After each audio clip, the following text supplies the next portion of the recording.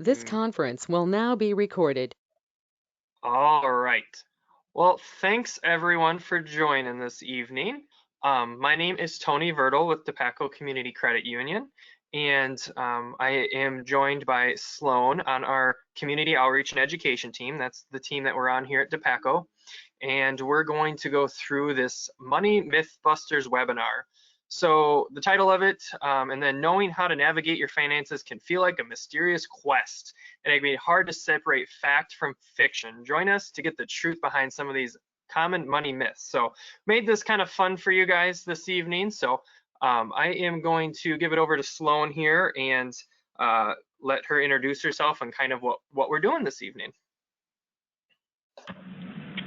All right, thank you so much, Tony. Like you said, my name is Sloan, and I'm on the Community Outreach and Education team with Tony here at DePaco. And I always tell people we have a super fun job here at DePaco. Our team is constantly out and about in the community, and we are partnering with businesses. We're providing education in the workplace, and with that, we connect with a lot of people. And in turn, we get a lot of questions, which have also led us to hear a lot of myths or pieces of information that just aren't true. And we know that this can kind of be confusing, right? I mean, we live in such an information age right now where you can go online and there's a variety of websites, there's YouTube videos, podcasts, blogs, you can hear opinions from people in your life. There's just so many pieces of information, especially when it comes to topics in the financial world, that it can be really hard to kind of sift through all of that information and know not only what's the true piece of information, but what's the best pieces of information to take hold of for your personal financial situation. And so we recognize that that is honestly confusing and hard. And so that was the inspiration for this webinar this evening, is that we wanted to start to unpack some of these messy topics and make them unmessy. We truly just want to start the conversation so that you can feel more financially confident and secure by the end of it. And today we're going to utilize a pretty fun platform to do this. We're going to use something called Poll Everywhere. So for this, throughout the entire webinar, we're going to ask if you have a smartphone or just your phone in general that you're able to text on. If you have that available, we're going to use that tonight. So what you can do is text the letters DCCU to the number 22333. And what that's going to do is give you access to Poll Everywhere. And so each slide that we go through tonight is going to have a different statement or phrase on it. And you'll essentially get to vote with each slide on whether or not that statement is truth or if it's a myth. And so we're going to use that to kind of gauge how you're currently feeling about these different topics. And then we're going to go from there and start to unpack them. So if you've got your phone out, go ahead and type in that DCCU to the number 22333. And we do have a slide to start off with, just to kind of show you how it's going to work. But once you text in, it'll let you know that you've joined. And then from there, you will have joined for the entire session. So each slide, you'll be ready to type in A or B for myth or truth. Oh, it looks so like we're going to go ahead and, I was going to say, I think we've got some people coming in for this. Got a little battle going on. I feel like most of us here are maybe from Iowa, I would think. So, you know, you got to give yourself a little more credit, right? Come on, everybody. So we got what, 60% myth and 40% truth so far. So awesome. Yes, and even if you haven't had a chance to type in for this one yet, you can go ahead and make sure to type in those letters, but we'll start off with talking about this slide. We wanted to start off with something fun to kind of show you how the platform works and what it will look like this evening. But this first one, Iowa produces the most corn. This is actually a truth. In the year 2020, Iowa did actually produce the most corn. So if you said it was a truth, that's one correct for you. So yeah, this is kind of just showing you what it's going to look like tonight. So as we dive into these topics, feel free to chime in. Even if you get it wrong, we're still going to unpack those. So this is just going to be a way for us to make it engaging and fun for you. So with that being said, we're going to go ahead and dive into our first topic. And if you have questions throughout this presentation, please go ahead and pop those in the chat. We'll try to answer those as we go through the presentation. And then for sure at the end, we'll take some time and answer your questions. We All did right, have so Leslie our say she first, thought that. Sorry, real quick. Leslie thought that first one was a trick question, so that's maybe oh why that. So, But sorry, I'll be quiet now. yeah, you're fine, Tony. Okay, so this first statement, I see some people already tuning into it, but a credit union is there to help me build credit. So we'll give you a couple more minutes or a couple more seconds, excuse me, to go ahead and chime in for this one. All right. Oh, okay, changed a little bit. I think we've pretty much got everybody here. So we started off with a tricky one intentionally, but this is actually a truth. So if you said B, we're going to give that one to you. And I know that this one, like we said, it's kind of tricky. It can feel like a myth. I will say, just by automatically joining a credit union, that doesn't mean that your credit score is going to automatically jump or automatically be a great credit score. That's not what being a member of the credit union means, but a credit union is here to help you build credit. The purpose of a credit union is to essentially be here to help you and all of our members feel financially confident and secure. And part of that is going in and helping people build their credit or get their credit to where it either needs to be or where they want it to be. And there are a few different ways that we do this at Dupaco. First and foremost, we like to spend quality time with our members. We definitely don't follow a cookie cutter approach when it comes to helping a member feel financially confident. We like to take that time not only to hear your story and to ask questions, but we also want to get a clear financial picture. So maybe we'll help you fill out a budget, or maybe we'll go through your credit report with you. And then from there, we'll identify areas where things are going well and the areas where we have some room for growth. So we truly love to spend time with you. And it never costs anything. If you're wanting to sit down with somebody at Dupaco, it's completely free. So if you were ever wanting to set up a meeting, me and Tony could definitely help you do that. But we like to spend time with our members. And then also being a credit union, we are a nonprofit financial. So what that means is that all of the profits that Dupaco generates, being a nonprofit, go back into the organization and essentially back to our members. And so that's why we have programs like our Thank Yous program, which essentially gives members back value for utilizing everyday services. So they're able to get value in that way. And then we do have programs specifically designed for credit as well. So one in particular is called Bright Track, and this is a soft pull credit monitoring software. It's very similar to something like Credit Karma, but it allows our members at no cost to be able to track their credit as they go along. They can check it every 24 hours. It doesn't hurt their credit score. And so they're able to track their credit as they go and kind of see where they're progressing, or maybe times throughout the year where things are starting to fluctuate. But overall, with this slide, we just want you to know that credit unions are people helping people. We're truly here to help you feel you're financially best. We want everybody to succeed. And so part of that goes with sitting down and helping you build out that credit so you can feel financially confident. So in talking about credit unions and what we do for our members, I'm actually going to transition it over to Tony, and he's going to start to talk a little bit about accounts in general. Thanks, Sloan. So yeah, we are going to get into some account myths here, or truths. So this first one we have is one that's, so reloadable debit cards are a great source for my banking needs. So this would be a person who maybe gets payroll directly onto a debit card and doesn't have an actual bank account, or maybe they system like Chime that they use, it's not necessarily a payroll card, but they can reload that card with money. So do you guys think that's a good source or bad source for your banking needs? All right, so I'm gonna let those answers continue. If you wanna continue to roll them in, you can. So we got about 75% saying myth, and or no, moved a little bit again. So this one would be a myth. We're going to dive into a little bit more detail about savings and budgeting, but this is a great place to start because you really do need to get yourself into an account, especially at a credit union. We're there to help you. We're there to help you save and look for the future. When you're looking at something like a reloadable debit card, there's no way for you to save with something like that. You're really living paycheck to paycheck. So we love to help people get away from those pay cards or a reloadable debit card. So let's move into another one. We have another one that's kind of account based here. So let's say you have a negative checking account that needs to get paid. So this one is saying my negative checking account needs to get paid before I can open up a new account anywhere else.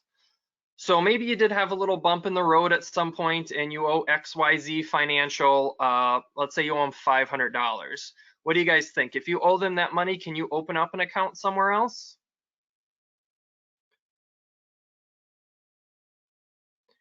All right, so those answers are slowly coming in again. I'll give it a little bit more time. Right now we have it down as that is not true. You would be able to open an account somewhere. So we'll see if that changes at all here in responses. All right, that's staying pretty true as a myth. And yes, that is definitely a myth. Just because you have a negative checking account somewhere, you can certainly have an account at another financial. At DePaco, we love to help out people that maybe did have those bumps in the road and get them back on track. You know, a lot of people turn to those reloadable pay cards or payday cards once they have a negative checking somewhere because they think they can't have another financial account. That is completely false. So, you know, we can help you out with that, get you back on track, hopefully get you that savings so you don't have that negative checking account again, or just completely turn that service off for you. So you don't even have access really to allow your account to go negative. So a couple interesting little pieces there on not only getting away from those payday cards, but also getting into an actual financial. So we're going to move on to the next one here. And so we're going to get away a little bit, you know, let's say you have had something like this negative checking account. Maybe also you've had a couple roadblocks with your credit where things just maybe some collections came up or you had some late pays. So we're going to dive a little bit further into credit with this next myth or truth here. And I'm going to let Sloan go over this one. Okay, so this statement is pulling my credit is bad. It makes my score go down so much. So we'll take a moment and chime in for this one.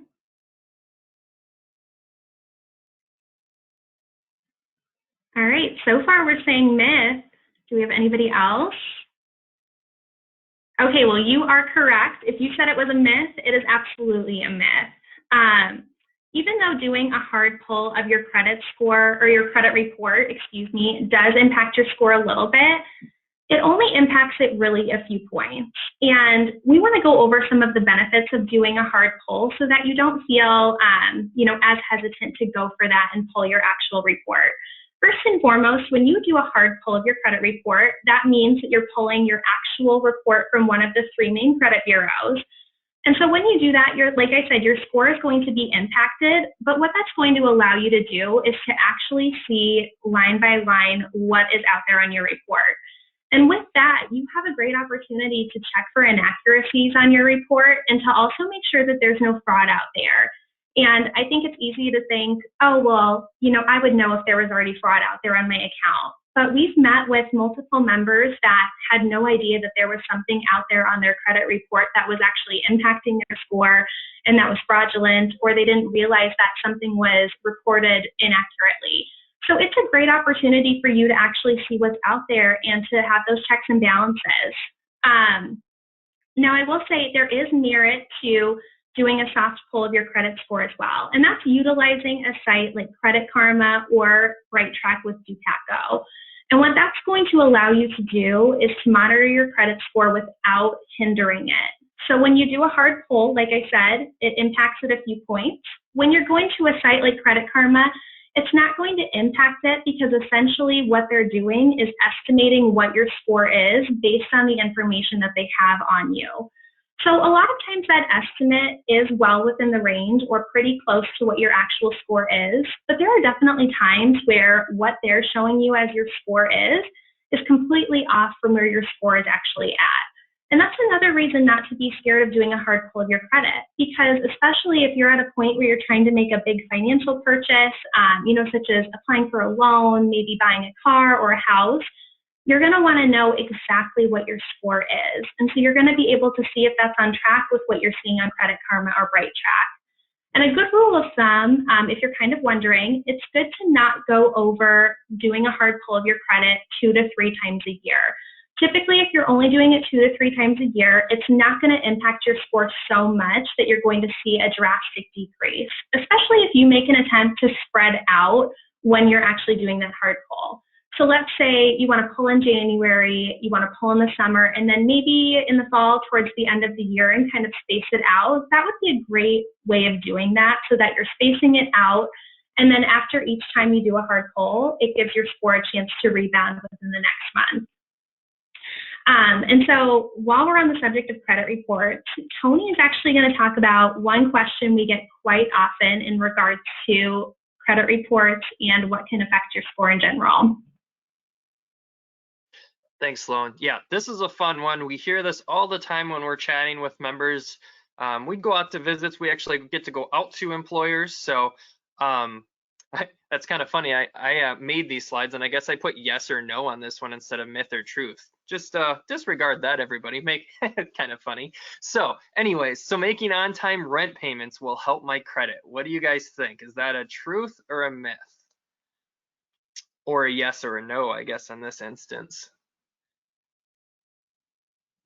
All right, so we're gonna get moving along here as you guys put these answers in. So this one, although it does seem like you're doing a great job of paying that rent on time every single month and feels like it is something that should report to credit, unfortunately, it does not report to credit. So it is one that they can, when you go to rent an apartment, they may certainly do a background check on you, and that might involve a soft credit pull to see what your score is out there, just to see if you are a reliable person or not, somebody who does pay their bills. So they will look at it in that instance, but as far as that on-time payment, they do not report to credit. Your landlord has no way of doing that, unfortunately. So this one is definitely a myth. So we'll move on to the next one here. We're gonna move on to another one about credits, one that we hear a lot when we're out talking to people. I think this is the one that I probably hear the most.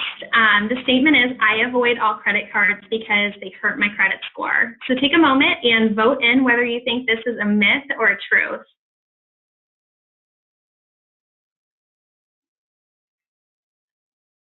Okay, we've got a little bit of a mix here. Well, this is actually a myth. And there, we're going to break this down. Oh, we've got some people coming in for truth as well. So this is still a myth, even though credit cards can feel overwhelming. I mean, we can definitely agree on that, especially if you're younger. I feel like when I'm out and about, I definitely hear this statement more from younger people because credit cards can feel intimidating. There's so many things that come along with credit cards, and even trying to understand what goes into your credit score can feel intimidating as well. And so we do have this pie chart here that breaks down exactly what goes into your credit score. And when you look at this pie chart, there's a lot here that relates back to having a credit card in particular. And that's why having a credit card is actually really helpful to your score if they're managed properly.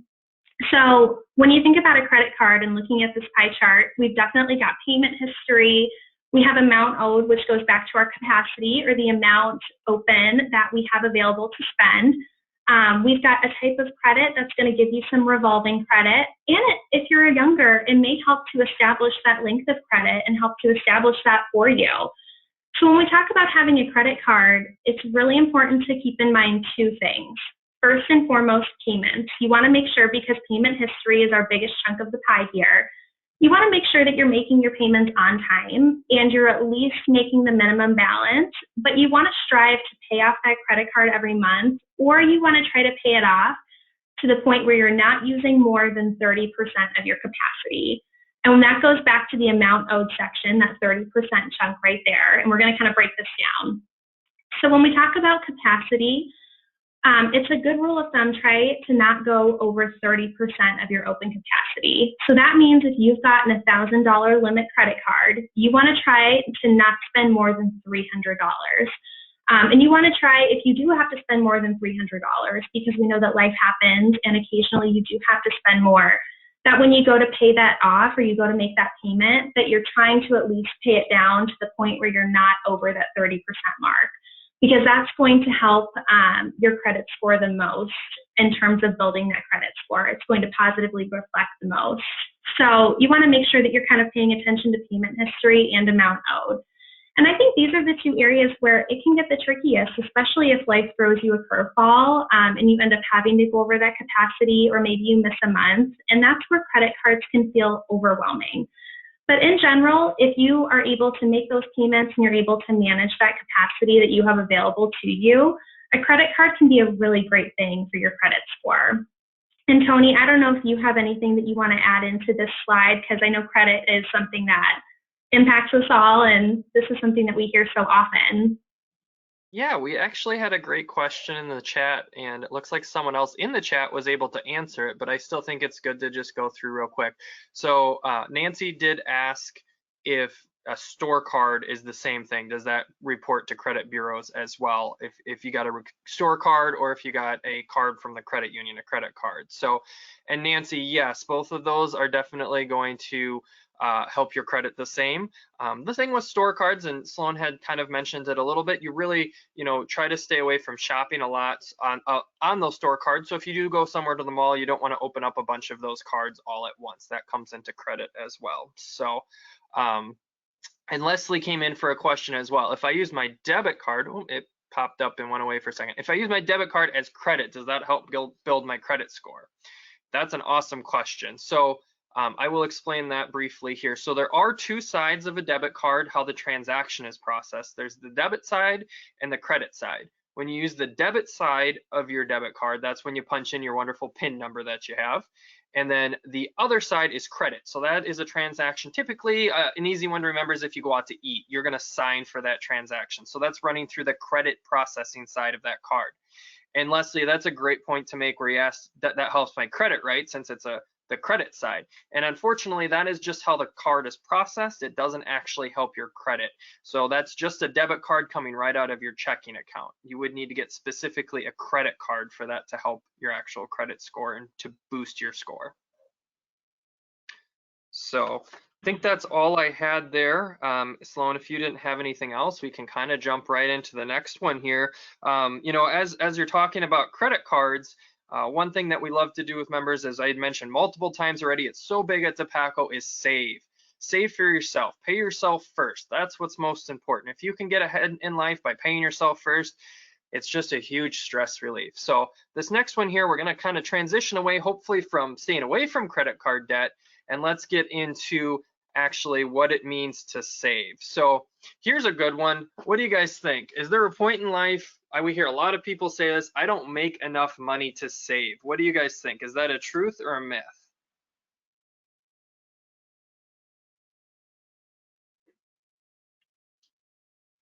All right, so we have some coming in both ways there, myth and truth.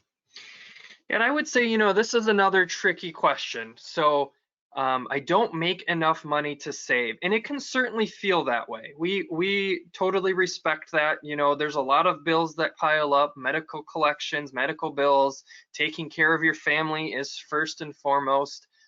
But if you can start small, $5 a paycheck, just put it into a savings account.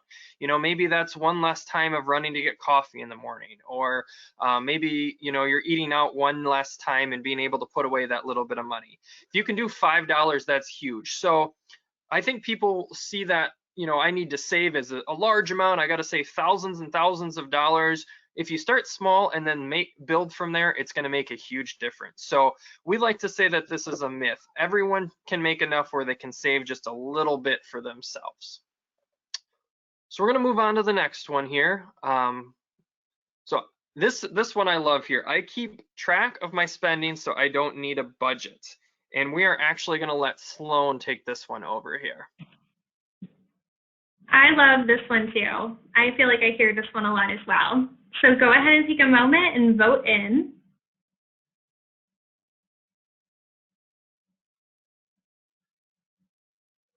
All right, we've got about 25% think it's true. Oh, we're moving. 80% think it's a myth. So this one is actually a myth. Even though it's super great to be mindful of your spending and to have that mindset where you're wanting to track what's kind of coming in and what's going out, it's still super important to keep a budget. And there are a few reasons for this. First and foremost, when you keep a budget, even though you have been mindful of what you're spending, it truly lays out what money is coming in, but also how your money is going out and all of the different areas that your money is going out as well. So when you start to put together a budget for the first time, you're really able to see what is the true amount I'm actually spending on groceries per month. How much am I actually spending going out to eat? How much is going to transportation or to utilities? It truly shows you where your money is going. And then from there, you're able to actually identify, where should I be making cuts? Where am I spending way more than I'm comfortable with or more than I should be, so that you can try to allocate money either differently, or you can make cuts and then you'll have a little bit of a cushion in order to save more. So putting together that budget essentially gives every dollar that you have a purpose. You're allocating money for certain things, and then that's going to help you to spend a little bit better. And I will say, I personally know putting together a budget can be overwhelming, especially if you've got multiple incomes in your household or multiple people. It can be really overwhelming to put together a budget or to get a handle on that, because there's so many pieces to put together. And so, from a Dupaco standpoint, we want you to know that you do not have to put together a budget or tackle that on your own.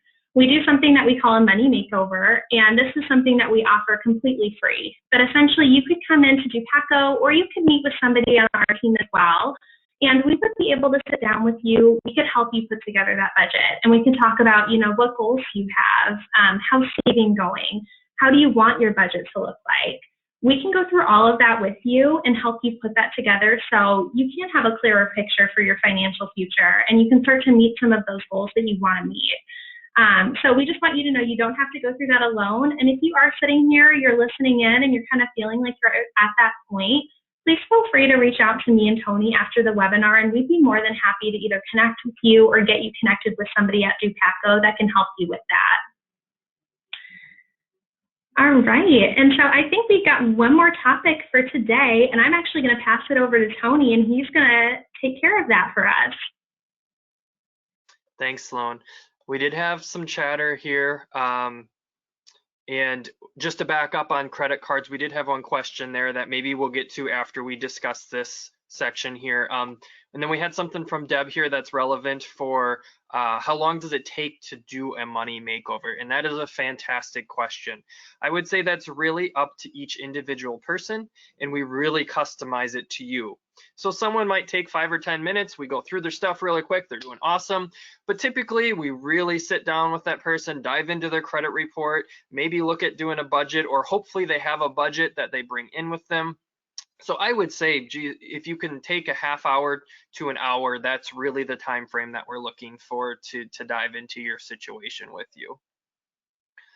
So moving on here, so this is our last one. Oh, good, you guys are already, the drill at this point. This is our 10th one, so you guys know what you're doing. So I can only contribute a small amount to retirement, so I am going to wait. And this is something that a lot of people really do feel. It's easy to wait to do this because maybe you are saving a little bit for yourself in a savings account, and you're just scratching by. Especially 2020 happened, COVID got in the way. So what does that look like to start savings? So we talk about compounding interest a lot, and we have kind of a fun slide here for you to end it. We have Einstein and Blippi. One of Einstein here, he's a smart guy. He wanted to start saving when he was 25, and Blippi waited a little bit longer. He was 35. So you can see the difference there. So in this instance, this would be a myth saying that you want to wait to start because you only have a small amount. Because as we can see, Einstein, he was able to put a pretty good chunk away. He was able to do $100 a month, $1,200 annually, but he started a whole 10 years earlier than Blippi. And look at that huge difference. So in a period of, I think it's what is this? I think it's over a 30 or 35 year period. He's actually more than doubled. So you're looking at 29,000 to 70,000. So yeah, that's a huge difference. And Christy just made a great comment. Blippi needed this webinar when he was in his 20s. Maybe he would have been able to start saving a little bit earlier, and he'd be up there with Einstein. I definitely agree with you. So very powerful graph here, just showing the difference. These two are putting the same amount of money away per paycheck, but Einstein started a whole 10 years earlier, and it really is making a huge difference for him. So savings, retirement, both huge. We could talk all day on those. Unfortunately, we just have about a half hour today. We don't want to keep you guys too long on your Thursday evenings. So that is going to do all of our poll everywheres that we have for you guys today. So we're going to exit out of this here and give it back over to Sloan to kind of end things for us. Yeah, so like Tony said, that was everything that we had planned for you tonight. We definitely could have talked about all of these topics on their own for a half an hour or more, but we wanted to, again, start to unpack some of these messy topics and just start the conversation to help you feel more financially confident in these areas. But I will say, if you're sitting here and you're kind of thinking about pieces of information that you're not really sure if when you heard them they were a myth, or you're feeling confused about some financial topics, please feel free to reach out to us. We're pretty flexible on our team because we're not necessarily tied to a branch, so we're always out and about, and we'd be more than happy to connect with you and try to answer those questions for you. But if you can't get a hold of us, please feel free to walk into a Dupaco branch or give us a call, and we'd be more than happy to talk through anything that's kind of going on for you. But that's everything, and so we just want to thank you so much for tuning in tonight and joining us, and we will have 3 more webinars. They're going to be on Thursdays through February, so please tune in for those. I did also drop our emails in the chat, so if anyone does want to email us, feel free. I have Sloan's email and my own in there, so feel free to reach out to either of us if you do need anything else from us. So we're going to stay on here just for a few moments if anyone does want to ask a question. I know we did have one earlier from Nancy that we can circle around to here. So thanks everyone. Have a great night. That's all we have for you. Like I said, if you do want to stay on, you certainly can if you have any questions. So gonna just go right into the one that Nancy asked. She said, how old do I need to get a credit card? How old do I need to be, excuse me? So great question, Nancy. 18 is where you need to be, and you do have to have verifiable income as well. So make sure that is an important piece of looking at a credit card. I know a lot of parents do something really cool for their kids. Under 18, you certainly can have a child on as an authorized signer on your credit card, and that's a great way for a kid to get their score boosted at a young age. I've helped quite a few younger people that were just turning 18 and they already have a credit score in the 600s, 700s, maybe even from just being on their parents' card. All right, and I don't see any other questions. Oh, Christy. I think Christy has a question real quick. I was going to ask kind of regarding that retirement contributions as kind of a youngster in your 20s. What would you say if you're meeting with somebody, in that kind of 25, 26 age range that is really trying hard to either pay off school loan debt, or maybe their loans are in deferment, but then they're sitting there with the choice of, do I try to pay on my debts or do I contribute to my retirement? Do you know what I mean? You know how that you could see that could be kind of confusing when it's so important to start, contributing as young as you can, especially if you have an employer that's willing to match it and provide you with that benefit. But then if you're sitting there staring down maybe $20,000 or $30,000 in school loan debt, it's kind of like, where should my money go? So how would you handle a situation like that? Is that something that's kind of circumstantial, or what would you say to that? Love the question. Very detailed. Thank you. Sloan, do you want to answer, or would you like me to? If you want to take a shot at it, Tony, then I'll kind of add in. Awesome. Perfect. So yes, and I had mentioned a few times that paying yourself first, and it depends on where you're at in life. If it's something where maybe you haven't found your career job yet and you're still job hunting, and you're maybe working as a waiter, waitress, or bartending, and you're trying to find your career, that maybe is a different story. You might have to live more down strict budget and figure out where your money needs to go paycheck to paycheck, and student loans at that point need to get paid before anything else. You don't want those to go delinquent. So certainly that direction, depending on your life situation. But if you've been able to find a career job, the big thing there is typically an employer will match some sort of retirement, and we see so many people that don't go for that match. They leave money on the table. So what I mean by match is, let's say you put away 5% of your paycheck. Your employer might match 50% of that. So they'll put away 2.5% of your paycheck. And if you don't use that, you're throwing away 2.5% that your employer is willing to give you. So I think it's important to at least do that minimum, and to go back to that basic of budgeting. So hopefully once you get that budget down, you find out what's important to you. Hopefully saving for your future is at the top of that list, and you're going to be able to do that by putting away for that retirement plan. So Sloan, is there anything else that you're thinking there? No, I definitely agree. It's super important, like Tony said, if your employer is offering you a match, take advantage of that if you can, because like he said, that's essentially free money, and you want to take advantage of that compound interest that we saw in our retirement slide with Einstein and Blippi. And then even, after putting together a budget and taking time to make sure that you pay your student loans and pay what you need to pay, if there is a little bit of extra money there, maybe think about adding into an additional retirement account, something like a traditional IRA or a Roth IRA. Even if you're not meeting that max contribution, you can still save a little bit, and that is going to add up over time through that compound interest.